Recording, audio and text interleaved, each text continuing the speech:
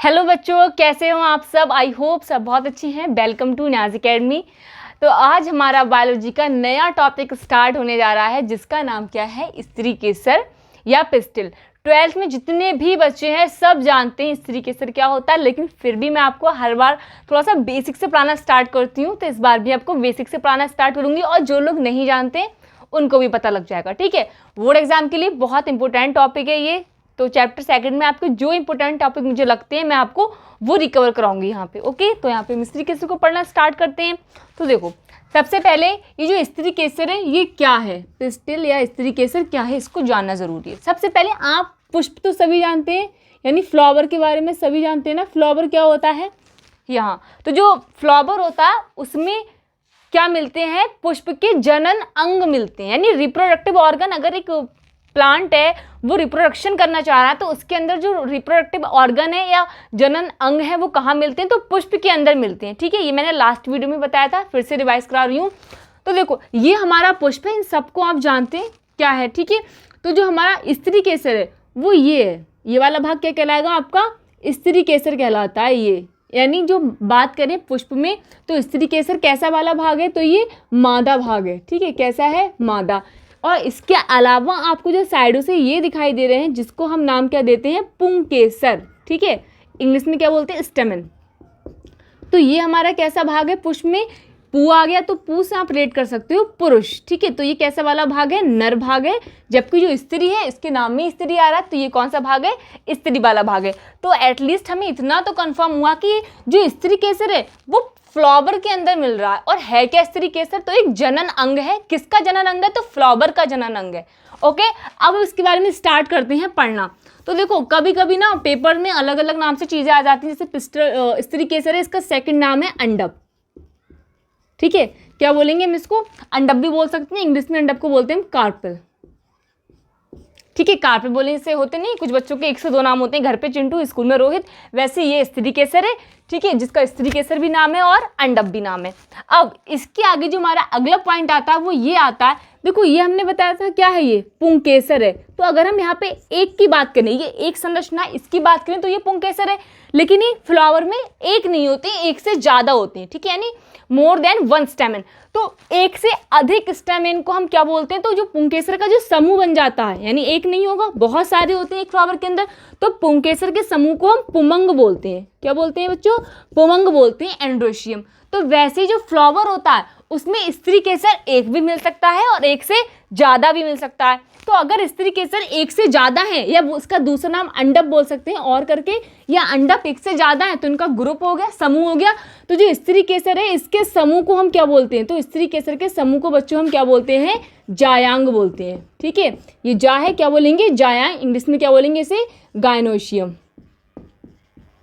ठीक है, क्या बोलेंगे, गायनोशियम। तो ये तो क्या हमारा बेसिक नॉलेज कि जो स्त्री केसर है वो कहाँ मिलता है, फ्लावर में मिलता है। सेकंड नाम अंडप है, जो स्त्री केसर का समूह होता है उसे हम क्या बोलते हैं, जायांग या गायनोशियम बोलते हैं। अब इसके बारे में पढ़ना स्टार्ट करते हैं।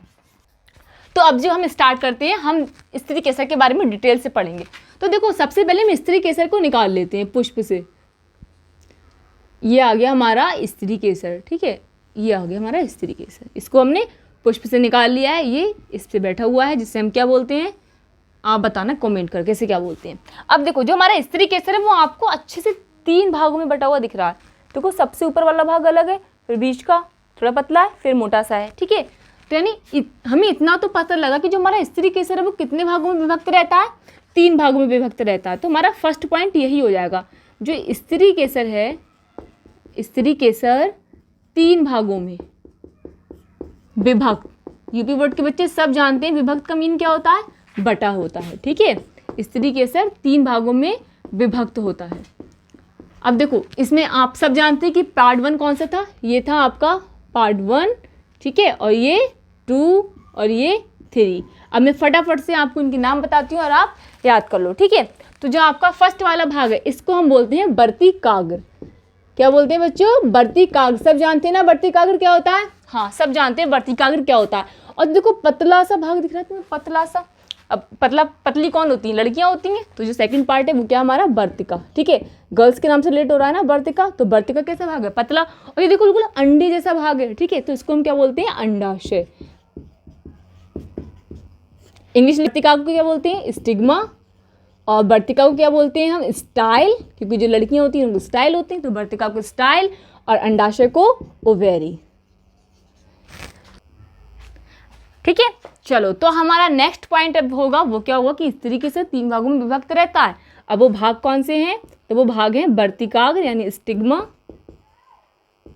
स्टाइल और ओवेरी।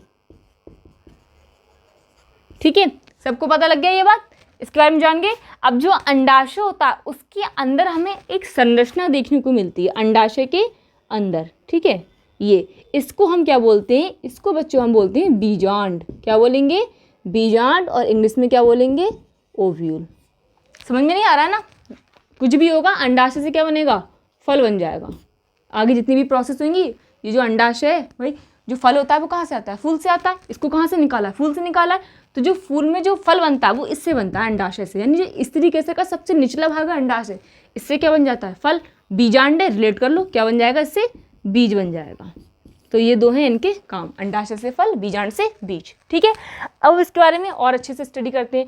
मैंने जैसे कि अभी आपको बताया था कि जो स्त्री केसर होता है वो या तो 1 मिलेगा या तो 1 से ज़्यादा मिलेंगे। ठीक है, तो अगर स्त्री केसर 1 मिलता है, ठीक है, तब हम इसे बोलते हैं एकांडपी, क्योंकि देखो एक ही अंडक मिलेगा ना, जब एक ही अंडाशय मिलेगा ना, अगर 1 होगा तो। ठीक है, और इसका हमने सेकंड नाम रखा था क्या? अंडक।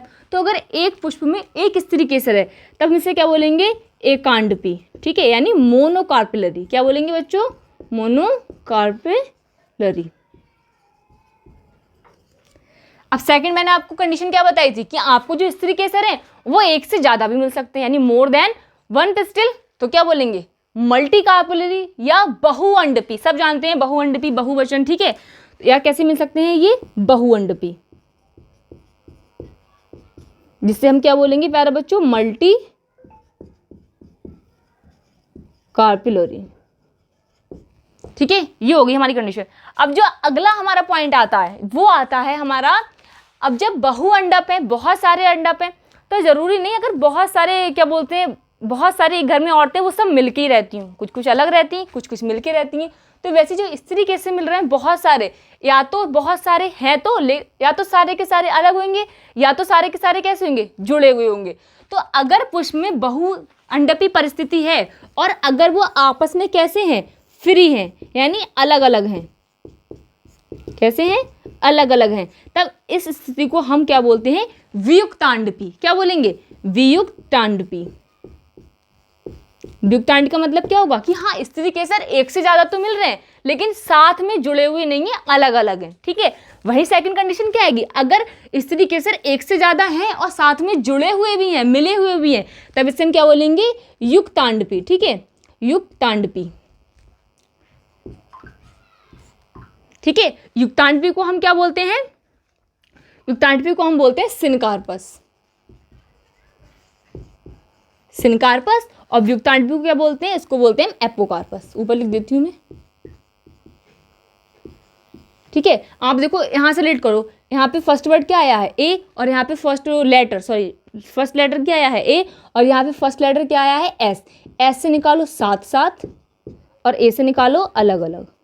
ठीक है, यानी जो स्त्री के साथ बहुअंडपी मिल रहे हैं, अगर एपोकार्पस है तो अलग अलग होंगे और सिनकार्पस है तो साथ साथ होंगे। ठीक है, अब इनके एग्जाम्पल बता दूं मैं, ये किस में मिलते हैं? तो जो वियुक्तांडपी स्थिति होती है, दिख रहा है यहाँ पे, तो जो वियुक्तांडपी होती है वो किस में मिलती है? माइचेलिया में। ठीक है, आप क्लास 12th की एनसीईआरटी देखेंगे, उसमें आपका एग्जाम्पल है माइचेलिया, जिसमें 1 से ज़्यादा इस तरीके से मिलते हैं लेकिन वो सारे के सारे कैसे होते हैं? अलग अलग होते हैं। ठीक है, अब जो हमारा युक्तांडपी है उसमें क्या आ जाएगा? उसका एग्जाम्पल आ जाएगा हमारा अफीम। क्या बोलते हैं इसे? पेपेवर सोमनिफेरम। ठीक है, या ओपियम पॉपी। अफीम, ये किसका एग्जाम्पल हो गया? हमारा युक्तांडपी का एग्जाम्पल हो गया। ठीक है, तो देखो इसके बारे में हम देख लेते हैं स्टिग्मा, स्टाइल, ओवेरी के बारे में। तो जो स्टिग्मा क्या होती है, हमने इससे पहले पढ़ा था टॉपिक परागकण। परागकण क्या था? नर युग्मकोद्भेद। उसके अंदर क्या मिल रहे थे? नर युग्मक। तो देखो जो हमारा स्त्री केसर है, स्त्री केसर का सबसे नीचे वाला भाग क्या है? अंडाशय। अंडाशय के अंदर कौन मिला? बीजांड। बीजांड के अंदर हमें मिलता है मादा युग्मक। वो इसके आगे हम डिटेल में पढ़ेंगे कहाँ मिलता है, नेक्स्ट लेक्चर में। तो अंडाशय के अंदर जो बीजांड है, बीजांड के अंदर हमें क्या मिलता है? क्या मिलता है बच्चों, मादा युग्मक मिलता है, ठीक है, मादा युग्मक। और जो हमारे परागकण निकल कर आए थे, कहाँ से निकल कर आए थे, ये जो पुंकेसर हैं, जब ये फटे थे तो इनसे क्या निकले थे, परागकण निकले थे, जिसका स्ट्रक्चर मैंने और नोट्स सब आपको बताए थे। तो ये परागकण यहाँ से निकल कर कहाँ पर आते हैं, वर्तिकाग्र पर आते हैं, और वर्तिकाग्र से वर्तिका, वर्तिका से अंडाशय से होते हुए कहाँ जाती है, बीजांड, और बीजांड के अंदर कौन मिल रहा है, मादा युग्मक। तो नर युग्मक फाइनली किसके पास आते हैं, मादा युग्मक के पास आते हैं, ठीक है। तो देखो यहाँ पे, तो अब इनके अलग अलग वर्ग, जो स्टिग्मा है उसका वर्ग क्या है, इसने परागकणों को क्या किया, ग्रहण किया, ठीक है, यानी परागकणों का स्थान है किसका, लैंड करने का, ठीक है। तो इसको हम क्या बोल सकते हैं, लैंडिंग प्लेटफॉर्म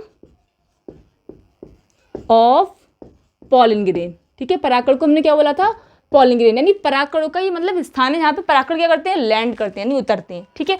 सेकंड है स्टाइल। स्टाइल आपको कैसा लग रहा है देखने में, बिल्कुल पतला सा भाग है ना, तो उसको हम क्या बोलेंगे, थिन, पतला है और लंबा भाग है, एंड इलोंगेटेड मीन लंबा ऑर्गन, ठीक है। उसके बाद में जो हमारा ओवेरी होता है वो कैसा भाग है, मोटा भाग है, ठीक है, और इसके अंदर क्या मिलता है, बीजांड, तो इसके अंदर हमें क्या मिलेगा, ओव्यूल मिलेगा, ठीक है। तो ये हुआ हमारा स्त्री केसर के बारे में सब कुछ। आपको आई होप वीडियो अच्छी लगी होगी, और इसके नेक्स्ट लेक्चर में हम क्या पढ़ेंगे, बीजांड, अंदर की संरचना, ठीक है। तो आपको वीडियो अच्छी लगी तो लाइक करें, और इस क्लास को ज़्यादा से ज़्यादा बच्चों को शेयर करें, और अगर आप कोई भी कंटेंट हमसे चाहते हैं तो उसका कमेंट कर दें। Thank you so much.